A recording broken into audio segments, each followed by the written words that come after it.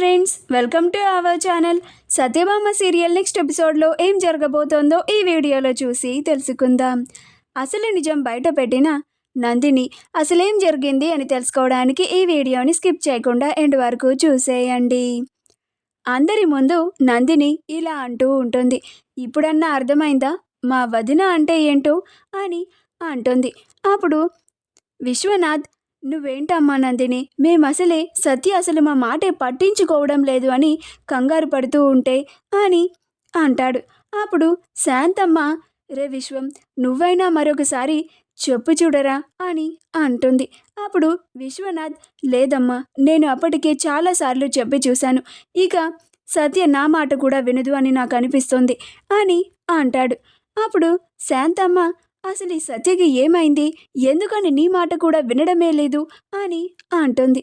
అప్పుడు నందిని, వదిన మావయ్య గారి మాటే కాదు ఇంక ఎవ్వరి మాట కూడా వినదు.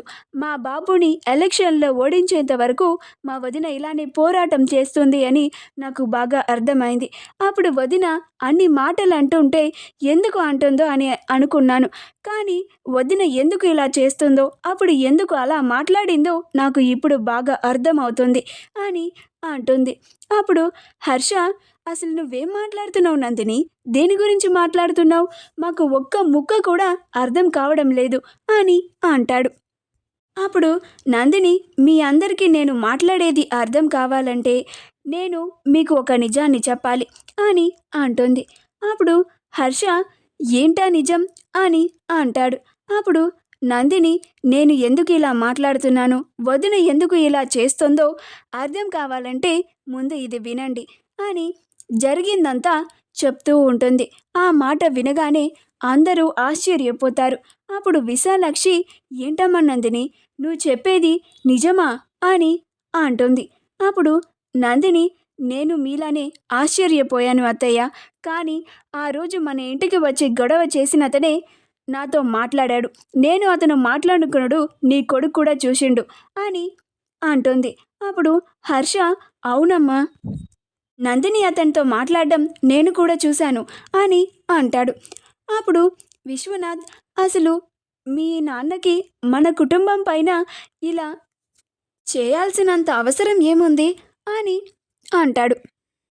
అప్పుడు నందిని, మా బాబు ఎందుకు గిట్ల చేసిండో నేను డైరెక్ట్గా మా బాబునే వెళ్ళి అడుగుతాను అని అంటుంది. అప్పుడు విశాలాక్షి, అమ్మ నందిని, దయచేసి నువ్వు అలాంటి పని చేయకు, ఇంత మొత్తం చేసిన ఆయనకి నువ్వు వెళ్ళి ప్రశ్నిస్తే ఇంకా కోపం వస్తుంది, ఇంకేదైనా చేయగల సత్తా ఉంది మీ నాన్నకి, ఇప్పుడిప్పుడే మేమంతా ప్రశాంతంగా బతుకుతున్నాము, ఇంకా మళ్ళీ కష్టాలు కొని తెచ్చుకొని బాధలు పడాలని అనుకోవడం లేదమ్మా అని అంటుంది. అప్పుడు నందిని, మీరు మౌనంగా ఉంటారేమో కానీ నాకు ఇంత కష్టాన్ని తీసుకొచ్చిన మా బాపునే కదా, అందుకే వెళ్ళి మా బాపునే నేరుగా ప్రశ్నిస్తాను అని అంటుంది. ఇదంతా విన్న తర్వాత చూసిన తర్వాత సంధ్యకి అంతా అయోమయంగానే అనిపిస్తూ ఉంటుంది. అసలేం జరుగుతుంది, మహదేవయ్య గారికి మా ఇంటిపైకి అన్ని కష్టాలు తీసుకురావాల్సినంత అవసరం ఏముంది, నిజంగానే సంజయ్ చెప్పినట్లుగా మా అక్క మీద కోపంతో ఇలా చేస్తున్నారా అని అనుకుంటూ ఉంటుంది. అసలేమై ఉంటుంది అని దాని గురించే ఆలోచిస్తూ ఉంటుంది. అప్పుడే సంధ్యకి సంజయ్ కాల్ చేస్తాడు. అప్పుడు సంధ్య, చెప్పు సంజయ్ అని అంటుంది. అప్పుడు సంజయ్, ఏమైంది సంధ్య, వాయిస్ అంతా డల్గా ఉంది అని అంటూ ఉంటాడు. అప్పుడు సంధ్య జరిగిందంతా చెప్తుంది. అప్పుడు సంజయ్, ఓ ఇంతేనా, దీని గురించి అంతలాగా ఆలోచిస్తున్నావా, ఇదంతా మా పెదనాన్న మీ అక్కకి బుద్ధి చెప్పడానికే చేసుంటాడు అని అంటాడు. మా వీడియో కనుక మీకు నచ్చినట్లయితే లైక్ చేయండి, షేర్ చేయండి, మా ఛానల్ని సబ్స్క్రైబ్ చేసుకోండి, పక్కనే ఉన్న బెల్ ఐకాన్ని క్లిక్ చేయడం మాత్రం మర్చిపోకండి.